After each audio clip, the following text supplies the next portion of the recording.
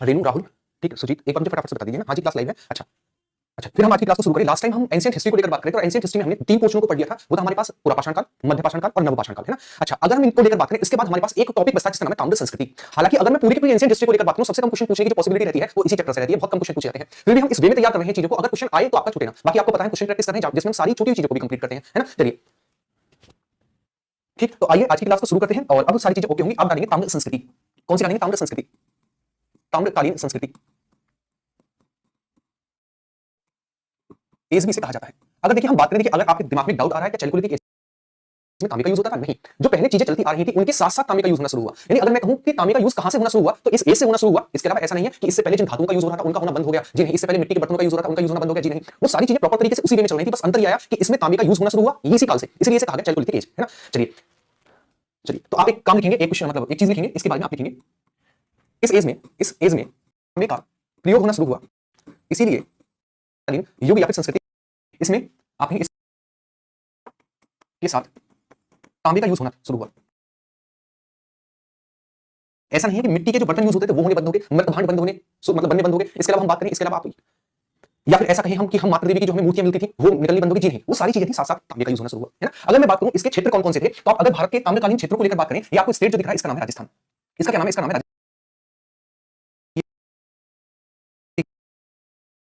नीचे की ओर आए, मतलब साइड की ओर जाए तो हमारे पास एक राज्य दिखेगा जिसका नाम है वेस्ट बंगाल। राज्यों पर जो आज वर्तमान में स्थिति है ना, उन्हीं राज्यों की स्थिति थी, मतलब यहीं पर वो चीजें मिली। संस्कृति के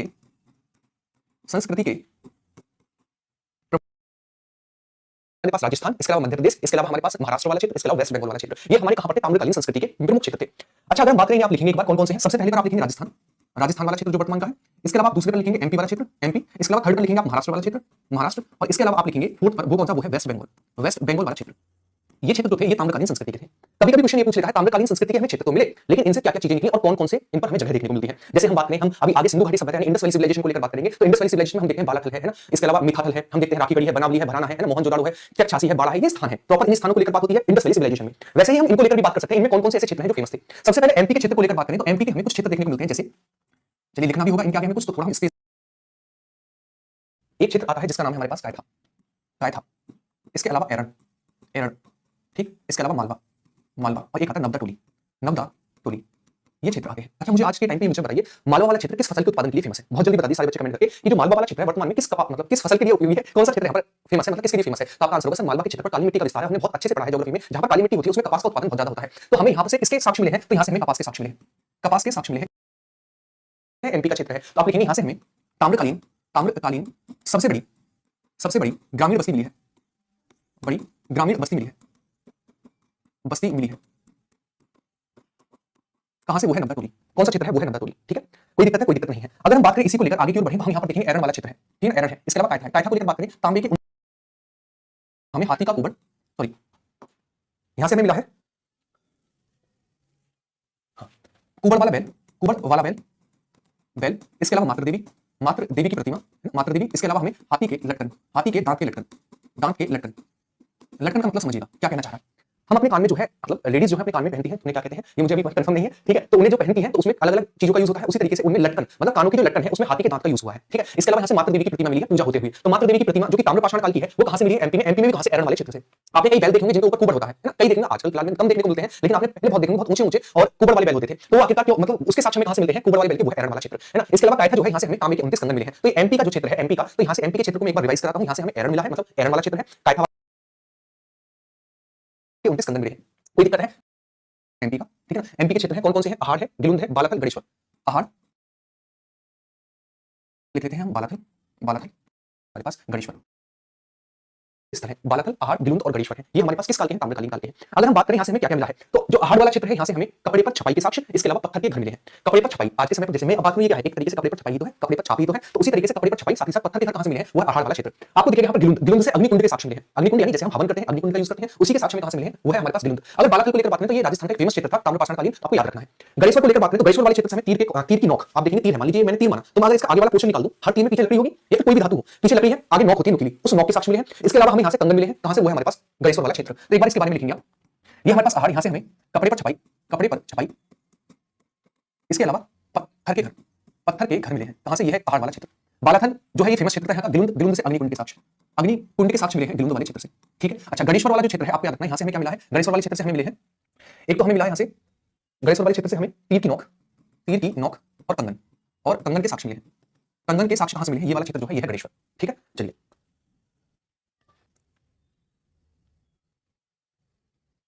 हाँ चलिए इयरिंग्स बहुत बढ़िया। तो ये हुआ हमारे पास कौन सा क्षेत्र, ये है राजस्थान। तो सबसे पहले तो अब तक जो मैंने कराया है उसे नोट करेंगे, तभी तो मैं आगे को बता पाऊंगा, क्योंकि इसमें बहुत ज्यादा हो चुका है। पहले फटाफट से नोट करिए और कमेंट करके बताइए चीजें यहाँ तक क्लियर है नहीं है। अगर क्लियर है तो सबसे पहले नोट डाउन करिए। फिर हमारे पास दो क्षेत्र बसते हैं, महाराष्ट्र और वेस्ट बंगाल। अगर वेस्ट बंगाल को लेकर बात करें, इतना फेमस क्षेत्र नहीं रहा, लेकिन इसके दो स्थान जो हमें याद रखने हैं, लेकिन महाराष्ट्र वाला क्षेत्र फेमस है, इसको लेकर हम बात करेंगे। तो पहले आप इसे नोट करिए। बालाथल एक तरीके से यहाँ पर पोर्ट वगैरह के साक्ष्य, पानी संग्रहण के साक्ष्य, लेकिन आपको इतना मोस्टली याद नहीं रखना।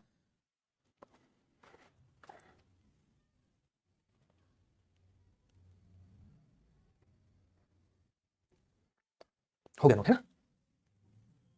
अच्छा अगर हम बात करें ये वाला क्षेत्र, इसको लेकर बात करें, ये है महाराष्ट्र। महाराष्ट्र में देखिए एक क्षेत्र को लेकर बात करते हैं, छोटे छोटे पॉइंट बनाकर बात करते हैं महाराष्ट्र में। अगर हम महाराष्ट्र में बात करें, एक क्षेत्र आता है जोरबी। ठीक, एक क्षेत्र है हमारे पास महाराष्ट्र में ही, कौन सा, नवासा, इनाम गांव है ना, नवासा और इनाम गांव, नवासा इनाम गांव देमाबाद ये आते हैं स्थल। अगर देखिए अगर मैं बात करूं किसको लेकर, जॉर्वे को लेकर, ये जॉर्वे वाला क्षेत्र है महाराष्ट्र का। यहां से हमें सबके साक्ष्य मिले हैं, सब यानी डेड बॉडी है ना, सबके साक्ष्य, जिनका पैर तो है ऊपर और सर है नीचे। सर कहां पर है, सर है नीचे, पैर ऊपर सर नीचे के साक्ष्य सबके कहां से मिले हैं, वो है जॉर्वे वाला क्षेत्र। अगर मैं नवासा को लेकर बात करूं तो यहां से कपास और पटसन के साक्ष्य, कपास और पटसन के साक्ष्य मिले हैं नवासा। ठीक है, अच्छा यहां पर एक गांव है इनाम गांव, इसको लेकर बात करें, इनाम गांव को लेकर, तो यहां से कच्ची मिट्टी के घर के साक्ष्य, कच्ची मिट्टी के घर के साक्ष्य यहां से मिले हैं। इसके अलावा देमाबाद को लेकर बात करें, देखिए कलश वाले सब, कलश सब मिले हैं, यानी सबके साथ कलश मिला है। इसके अलावा ताम्रकालीन संस्कृति का की सबसे बड़ी बस्ती यहां से मिली है, सबसे बड़ी बस्ती कहां से मिली है, वो देमाबाद वाला क्षेत्र है। सबसे बड़ी बस्ती देमाबाद वाले क्षेत्र से मिली ताम्रकालीन। अगर मैं गांव को लेकर बात करता हूं, ग्रामीण सबसे बड़ी बस्ती, तब आपका आंसर होता है वो है नवदाटोली एमपी का। लेकिन हम बात करें सबसे बड़ी पूरी की पूरी संस्कृति की सबसे बड़ी हमारे पास बस्ती को लेकर बात करें, जहां पर लोग बसते हो, वो वाला क्षेत्र तो वो देमाबाद से मिला है, जो कि महाराष्ट्र वाला क्षेत्र है ना, महाराष्ट्र वाला क्षेत्र है। इसके अलावा रथ चलाता हुआ एक मनुष्य, रथ चलाता एक मनुष्य वाला क्षेत्र। ठीक है, कोई दिक्कत है। तो ये हमारे कुछ क्षेत्र हुए महाराष्ट्र के। कौन कौन से महाराष्ट्र के क्षेत्र हैं, जोरवे जहां से सब मिले, जिसके पैर ऊपर सर नीचे है। नवासा को लेकर बात करें, कपास और पटसन के साक्ष्य मिले हैं। इनाम गांव को लेकर बात करें, कच्ची ईंटों के घर के साक्ष्य। पूरी की पूरी ताम्रकालीन बस्ती की, ताम्रकालीन युग की सबसे बड़ी बस्ती देमाबाद से मिली है, और देमाबाद जो है प्रवरा नदी के तट पर था, है ना, प्रवरा नदी के तट पर था। एक बार इसे नोट डाउन करिए, तब हम आगे की ओर बढ़ेंगे। और एक हमारे पास वीरभूमि, वीरभूमि आपसे क्वेश्चन पूछेगा वेस्ट बंगाल में ताम्रकालीन संस्कृति के कौन सा स्थल है, तो आपको आंसर रखना है मैदानपुर और वीरभूमि जो है वेस्ट बंगाल में है। कहां के हैं, ताम्रकालीन युग के हैं, है ना, ताम्रकालीन युग के हैं। देखिए दुष्यंत मेरे भाई एक चीज समझिएगा, मैंने जो आपको ये क्षेत्र लिखवाया ना, राजस्थान वाला क्षेत्र है ना, देखिए एक पॉइंट लिखिएगा इसके आगे जो आपको समझने की जरूरत है। देखिए राजस्थान वाले आसपास के क्षेत्र है ना, मैंने शुरुआत में आपको एक वर्ड बोला था, राजस्थान के आसपास, आसपास है ना, एमपी के आसपास, एमपी के आसपास, ठीक, महाराष्ट्र के आसपास, महाराष्ट्र के आसपास और वेस्ट बंगाल के आसपास। समझे नहीं आप इस चीज को, मेरे एक वर्ड समझिएगा। जो ताम्रकालीन क्षेत्र है ना, ताम्रकालीन संस्कृति है, उस टाइम पर राज्य नहीं बटे हुए थे, है ना, राज्य नहीं बटे हुए तो हुआ क्या, हुआ ये कि जो अब वर्तमान में साक्ष्य मिले हैं वो सर्वाधिक राजस्थान से मिले हैं, आसपास के क्षेत्रों से मिले हैं। तो इसको जब हमने चार पोर्शनों में बांटा तो सर्वाधिक क्षेत्र वाली जगहों के नाम ले लिए, जैसे राजस्थान के आसपास वाले क्षेत्र, इसका मतलब सर्वाधिक राजस्थान से मिले हैं और उसके आसपास के कुछ टिके हुए जगहों से मिले हैं। इसके अलावा एमपी के आसपास का क्षेत्र का मतलब है कि हम छत्तीसगढ़ की तरफ भी जा सकते हैं, हम यूपी की तरफ भी जा सकते हैं, इसका मतलब ये है। महाराष्ट्र के आसपास के क्षेत्र का मतलब है हम महाराष्ट्र, तेलंगाना, आंध्र प्रदेश की ओर जा सकते हैं, कर्नाटक, गोवा की ओर भी जा सकते हैं। और वेस्ट बंगाल के आसपास का क्षेत्र का मतलब है हम झारखंड में जा सकते हैं, बिहार में जा सकते हैं। इसे किताबों में चार भागों में बांटा गया है, क्योंकि यहां से सबसे बड़े केंद्र थे, सबसे बड़े केंद्र थे, है ना, इस चीज को आप समझे होंगे।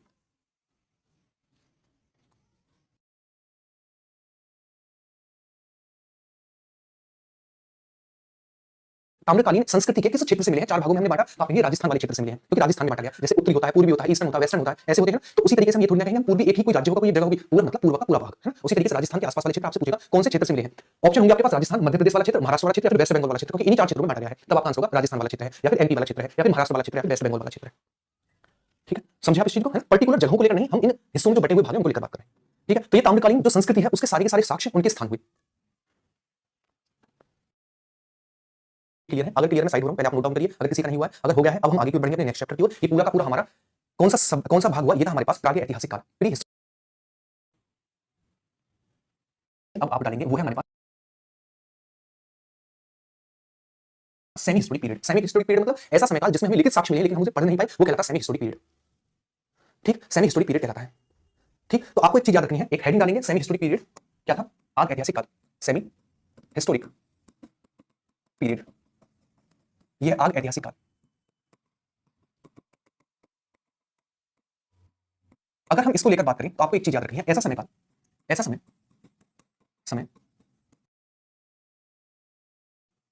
मिले लेकिन उन्हें पढ़ा नहीं जा सका, लेकिन ये कहलाता हमारे पास सेमी हिस्टोरिक पीरियड, यानी इनकी लिपि भी होगी लेकिन पढ़ने में असमर्थ रहे, इसको पढ़ा नहीं जा सका। इसका एग्जांपल लिखिएगा, इसका एग्जांपल है इंडस वैली सिविलाइजेशन, सिंधु घाटी सभ्यता। सिंधु घाटी सभ्यता इसका एग्जांपल है, इसका सबसे बड़ा एग्जांपल है इंडस वैली सिविलाइजेशन। आप लिखेंगे क्यों है इंडस वैली सिविलाइजेशन, अब ये पॉइंट बना लीजिए, सारी चीजों को समझेंगे। आप लिखेंगे क्योंकि क्योंकि सिंधु घाटी सभ्यता यानी इंडस वैली सिविलाइजेशन में, घाटी सभ्यता यानी में लिपि देखने को मिलती है, देखने को मिलती है जिसका नाम था,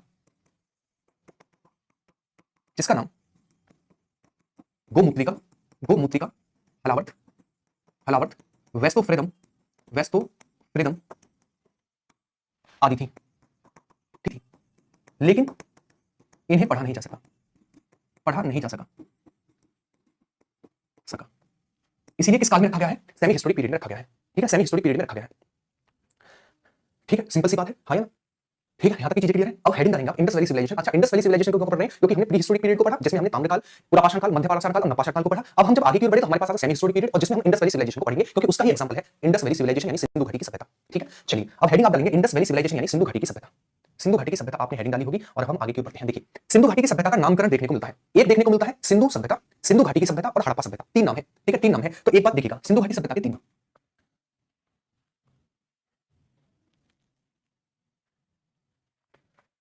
सिंधु कौन कौन से तीन नाम है, देखिए,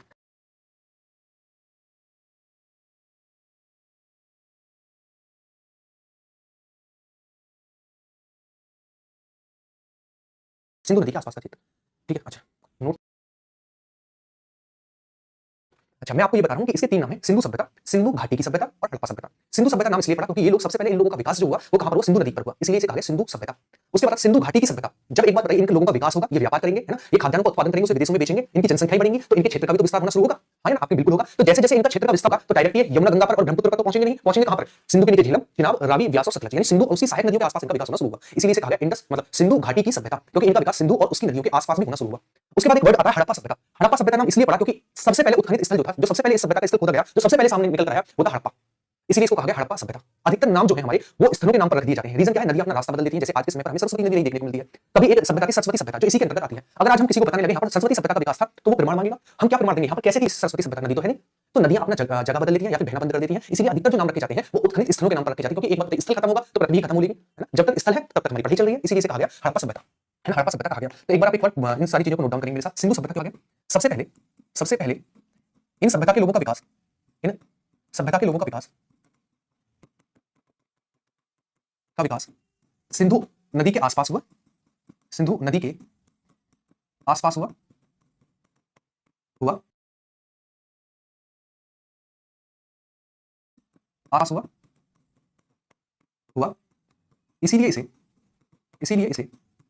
सिंधु सभ्यता नाम दिया गया, सिंधु सभ्यता नाम दिया गया, नाम दिया गया। बहुत सिंपल है, कोई दिक्कत की बात नहीं है, आगे की ओर बढ़ते हैं। यह नाम जॉन मार्शल के द्वारा दिया गया, किसके द्वारा, जॉन मार्शल के द्वारा दिया गया, जॉन मार्शल के द्वारा दिया गया।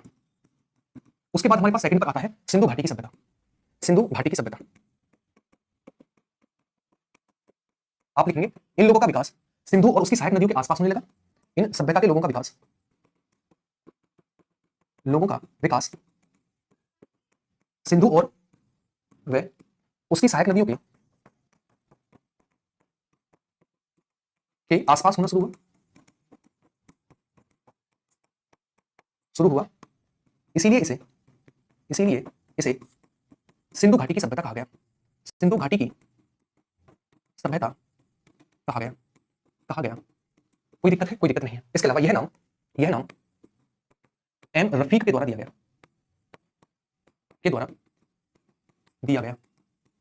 सिंपल है, कोई दिक्कत की बात नहीं। आगे की ओर बढ़ते हैं, फिर आता है हमारे पास हड़प्पा सभ्यता। हड़प्पा सभ्यता, अगर हड़प्पा सभ्यता को लेकर बात करें, सबसे पहले खोदा गया स्थल हड़प्पा था, इसीलिए इसका नाम हड़प्पा सभ्यता पड़ा, हड़प्पा सभ्यता पड़ा। सिंपल है, कोई दिक्कत की यहां तक बात आपको नहीं होनी चाहिए, ठीक, चलिए सबूल पीडीएफ कल मिल जाएगी इसके, है ना। तो आपको ये तीनों चीजें क्लियर हुई होंगी। क्यों होगा, एक बार रिपीट करूंगा, आप नोट डाउन करेंगे। सिंधु, क्योंकि सिंधु नदी के आसपास, सिंधु के आसपास हुआ सिंधु सभ्यता, फिर उसकी सहायक नदी जैसे झेलम, चिनाब, रावी, व्यास, सतलज, गंगा, यमुना नदी तक हुआ, तब इसका नाम पड़ा सिंधु घाटी की सभ्यता। ये नाम दिया एम रफीक ने। हड़प्पा सभ्यता, क्योंकि सबसे पहले खोदा गया स्थल जो था वो हड़प्पा था, इसलिए इसका नाम पड़ा हड़प्पा सभ्यता, है ना। तो एक बार फटाफट से नोट करिए, फिर आगे की ओर बढ़ेंगे। यहाँ तक की चीजें मुझे ऐसा मानना है मेरा कि आपको बिल्कुल कोई डाउट नहीं होगा। बहुत सिंपल चीजें, सिंपल वे में हम लेकर चल रहे हैं और यहाँ तक की चीजें आपकी क्लियर होंगी।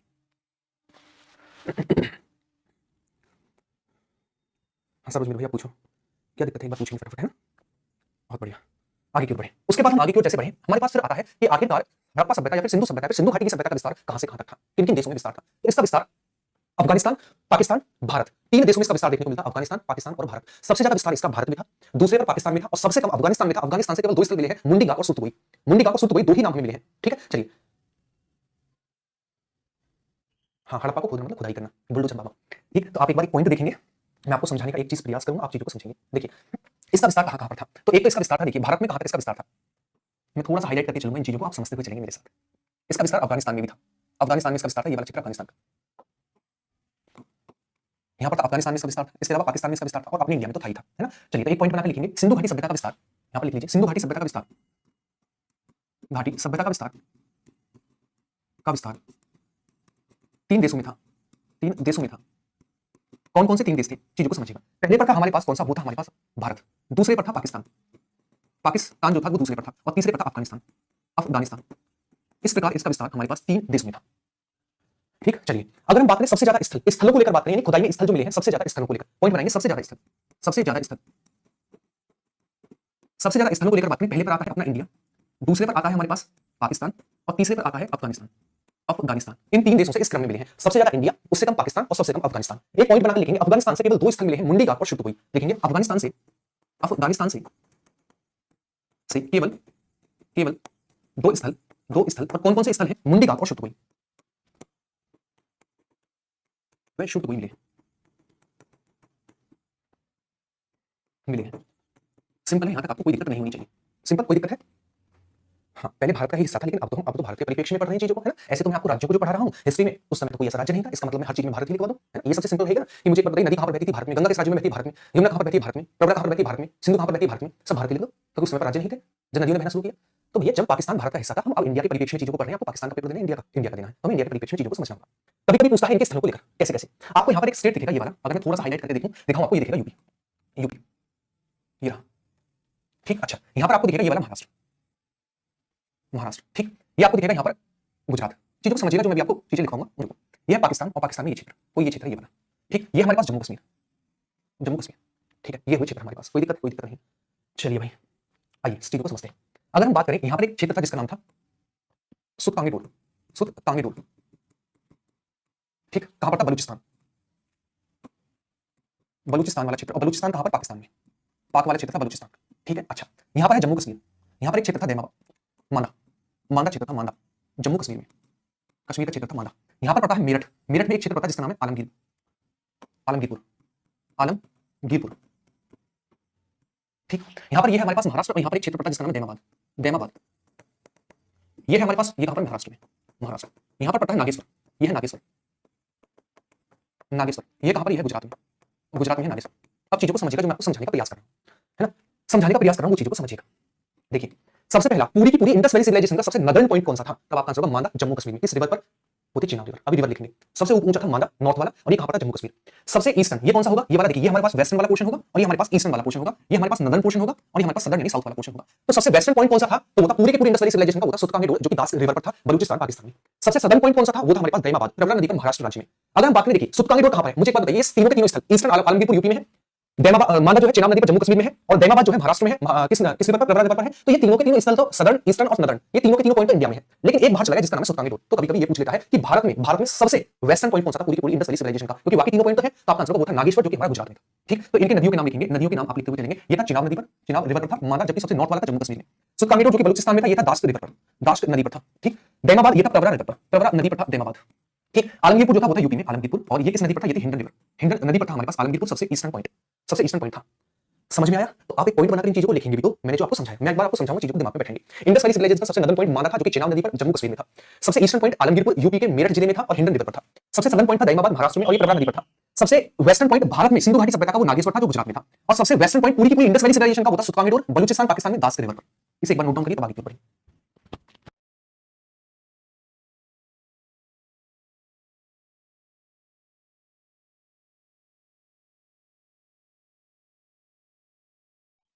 चलिए भाई आगे की ओर बढ़ते हैं। इस पॉइंट को हम अब लिख लेते हैं ताकि आपको चीजें क्लियर रहे। आप लिखेंगे इंडस वैली सिविलाइजेशन का, सिंधु घाटी सभ्यता का, घाटी सभ्यता का सबसे नॉर्थ का पॉइंट का स्थान मांडा, मांडा जम्मू कश्मीर में,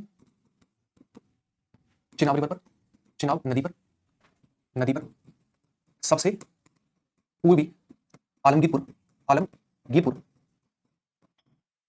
हिंडन नदी पर, हिंडन नदी पर, नदी पर सबसे दक्षिणी, सबसे साउथ का दैमाबाद, दैमाबाद, प्रवरा नदी पर, प्रवरा नदी पर, और सबसे वेस्टर्न, सबसे वेस्टर्न सुतकांगी डोर दास के रिवर पर था, दास नदी पर था, ठीक है। अच्छा अगर एक पॉइंट लिखेंगे, भारत में, भारत में इस सभ्यता का, इस सभ्यता का सबसे वेस्टर्न पॉइंट, सबसे वेस्टर्न पॉइंट, पॉइंट कौन सा था? वो था हमारे पास नागेश्वर, नागेश्वर जो कि गुजरात में था, जो कि गुजरात में था।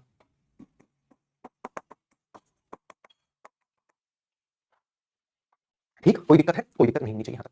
इसके अलावा हम बात करें, इसके अलावा हम बात करें किसको लेकर, इंडस वैली सिविलाइजेशन को लेकर। अगर इसके एरिया को लेकर बात करें, जैसे एक बच्चे ने पूछा, इसका एरिया जो है अब किताबों के आधार पर, जब हमारी किताबें छपी थी उसके आधार पर 1299 वर्ग किलोमीटर था। लेकिन जैसे जैसे समय बढ़ता जा रहा है स्थलों की खुदाई होती जा रही है, कई स्थल खोदे गए हैं। जैसे कि हमारा एक स्थल मिला है बागपत वाले क्षेत्र में मिला है, हरियाणा में कई स्थल मिले हैं। तो जैसे जैसे स्थल की खोज होगी वैसे वैसे एरिया भी तो बढ़ेगा। तो वर्तमान में इसका एरिया लगभग 16 से 17 लाख वर्ग किलोमीटर इसका एरिया है वर्तमान में। इसकी आकृति त्रिभुजाकार की, आपको याद रखना है। सुतकांगी डोर पाकिस्तान में है, मैंने लिखा भी है ना, आयुष भाई लिखा भी है, सुतकांगी डोर बलूचिस्तान पाकिस्तान में। ठीक, तो आप एक बार पॉइंट बनाकर लिखेंगे इसकी आकृति कैसी थी, इसकी आकृति थी त्रिभुजाकार, है ना, ट्रायंगल शेप में था, इस तरीके से ट्रायंगल शेप में था। आप लिखेंगे इसकी आकृति, इस सभ्यता की, इस सभ्यता की आकृति, आकृति त्रिभुजाकार थी, त्रिभुजाकार थी, कार थी। और इसका एरिया, इसका एरिया 12,99,600 किलोमीटर स्क्वायर था, पहले था। लेकिन आप लिखेंगे वर्तमान में एरिया, वर्तमान में एरिया कितना है? वर्तमान में एरिया 16 से 17 लाख किलोमीटर स्क्वायर इसका वर्तमान में एरिया है। पहले लगभग 13 लाख किलोमीटर स्क्वायर था, अब लगभग 17 लाख किलोमीटर स्क्वायर है, क्योंकि जो हमारा एरिया वो बढ़ेगा, क्योंकि स्थलों की खुदाई होगी। अरे हाँ, ना मुझे फटाफट से बताएंगे। तो ये हमारे पास एक ब्रीफ इंट्रोडक्शन हुआ चीजों को लेकर, किसको लेकर? इंडस वैली सिविलाइजेशन को लेकर, है ना। क्यों नाम पड़ा, है ना, क्यों नाम पड़ा, कौन कौन से इसके क्षेत्र, नॉर्दर्न, सदर्न, वेस्टर्न, ईस्टर्न थे, इसके अलावा किस किस देशों में इसका विस्तार था, किस नदी पर क्षेत्र थे, ये हमने डिस्कस कर लिया। कल शायद आपकी क्लास सैटरडे में हो, है ना, ठीक, कल क्लास आपकी सैटरडे में क्लास चल रही है मेरे भाई, चल रही है क्लास। कल सैटरडे में अगर आपकी पॉसिबल क्लास होगी, और क्लास होगी तो हम इसके आगे का पोर्शन कवर करेंगे, इंडस वैली सिविलाइजेशन के आगे का पोर्शन, है ना, मतलब इसका और इसके